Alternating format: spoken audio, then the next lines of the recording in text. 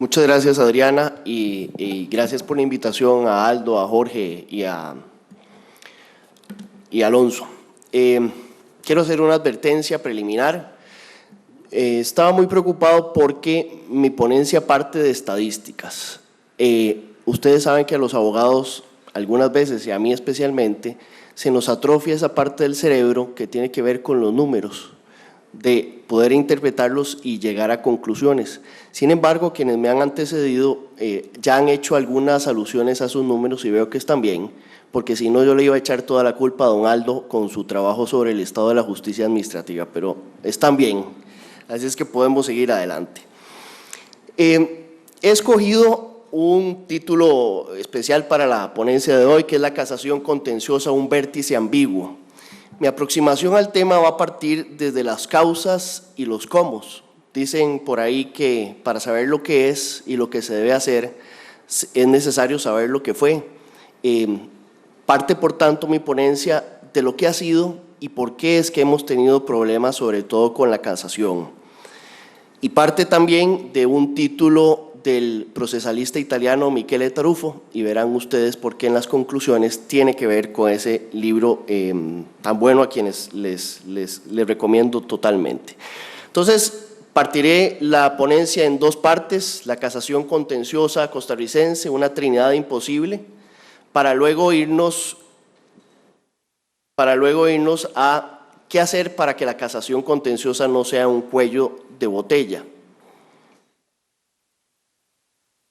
Bien, el recurso de casación contencioso administrativo costarricense es un instrumento realmente único, innovador y de vanguardia. Pero quizás su mayor cualidad ha terminado por jugarle una mala pasada, pues pretende cumplir con tres fines a la vez: la nomofilaxis, la uniformidad de la jurisprudencia y la justicia del caso. Algo así como resolver el dilema de la trinidad imposible. Y ya saben ustedes que ya sea desde la perspectiva de la teología y peor aún de la economía, resolver la trinidad es algo realmente difícil. Pues bien, por eso es que la Sala Primera de la Corte Suprema de Justicia, en su doble faz de sala de casación y tribunal de casación, debe comportarse algunas veces como custodio de la legalidad, en otras ocasiones como unificador de la jurisprudencia y más a menudo como juez del caso concreto. Todas estas tres funciones que debe ejercer parecen a veces incompatibles entre sí. ¿Cuáles son las razones de la excesiva duración en resolver del recurso de casación? Y con esto quisiera hacer una radiografía, siquiera a vista de pájaro, y muy rápida para entender por qué tenemos el problema. Bueno, durante el último año de vigencia de la ley reguladora, el promedio para resolver un recurso de casación era de 9 meses y 1 semana. El promedio durante el primer año del Código Procesal Contencioso Administrativo pasó a 8 meses, mientras que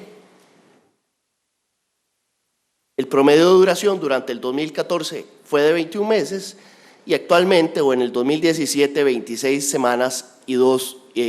meses y 2 semanas. Ya nos han anunciado que esto evidentemente ha sufrido variación hacia arriba. Mientras que el promedio de casación del tribunal es de 15 meses. Todo esto, si lo conjugamos con el promedio de duración para el dictado de una sentencia de primera instancia, que es entre 20 y 26 meses, nos deja claro que entonces la casación está duplicando exactamente la duración de todo un juicio oral. Bien, ¿por qué es que se da esto? Veamos estas estadísticas para que ustedes saquen sus propias conclusiones. La cantidad de resoluciones dictadas por la Sala Primera durante el 2017 fue de 1.399. Cantidad de magistrados, 5. Población de Costa Rica, 4.906.000, ya estamos por los 5 millones. Eso significa que el promedio por magistrado fue de 279.8 sentencias o resoluciones. ¿Cómo funciona la Corte Suprema de los Estados Unidos? Se dictan entre 60 y 70 resoluciones para 9 magistrados, una población de 325 millones de habitantes, lo que significa 7.77 resoluciones por magistrado. La Corte de Casación de Francia resuelve 20.000 asuntos por año con una cantidad de magistrados de 200 para un promedio por magistrado de 100. Y la Corte de Casación de Francia, de Italia, 50.000 con una cantidad aproximada de magistrados de 500 para un promedio por magistrado de 100. Esto nos dice por qué es que tenemos el problema que tenemos. Y ahora se va a, ya no lo han adelantado los ponentes antecesores, va a ser muchísimo peor, porque como dicen los civilistas, bueno, la casación civil ahora parece romper, tal vez para siempre, el formalismo y abrir las compuertas de acceso a todos los abogados, expertos en el tema o no. ¿Quién nos va a salvar? Ahora, ¿quién podrá ayudarnos? Lo primero que hay que analizar es si con la casación contenciosa administrativa se ha cumplido el fin que tuvo el legislador en mente o si lo hemos sepultado. Veamos primero cuál ha sido el comportamiento del acceso. En el 2007, un 23% de los asuntos que ingresaban a sala primera eran contenciosos, mientras que un 58% era civil. Nos vamos al 2015 y ese porcentaje se ha invertido totalmente, siendo lo contencioso ocupando un 61.2% de los asuntos y lo civil un 20.9% de los asuntos. Primera conclusión, se ha democratizado el acceso a la casación contenciosa administrativa. Pero veamos si se ha democratizado la admisión de ese recurso. En el 2013 se dictaron 298 sentencias de fondo con 500 rechazos de plano. Vámonos fast forward al 2017 y tenemos 310 sentencias de fondo y 352 rechazos de plano. La conclusión es que, si bien el acceso se ha democratizado, la admisión claramente no se ha democratizado. Y veamos también los números del Tribunal de Casación que rondan parecidos porcentajes. 143 sentencias dictadas en el 2017, 53 de fondo, 74 rechazos de plano. Otros datos sorprendentes que nos ayudan a tener una radiografía y saber cuáles son las causas del problema es, durante el 2017, del total de resoluciones de sala primera, tan solo un 22.2% correspondió a votos de fondo, 77.8% correspondió a competencia, rechazos de plano y otros. Esto quiere decir que de 1.399 resoluciones dictadas, solamente 310 fueron de fondo. De esas 310, 178 resolvieron el recurso sin lugar y tienen ahí ustedes los otros resultados que no los voy a aburrir leyéndose.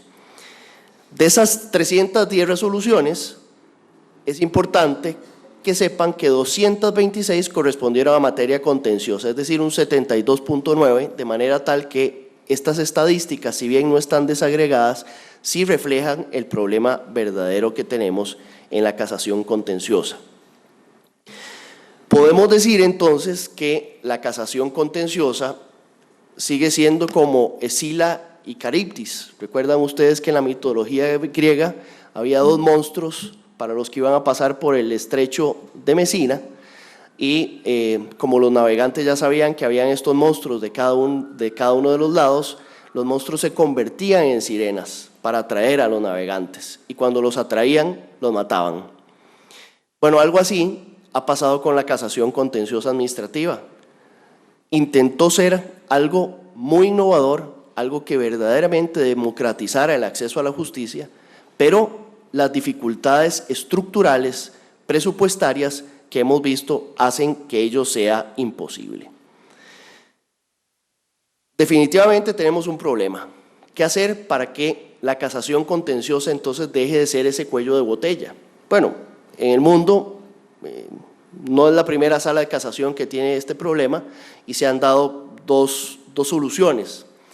o se disminuye la cantidad de casos que la sala necesita resolver o decide resolver, o se aumenta la capacidad de la sala para resolver más casos.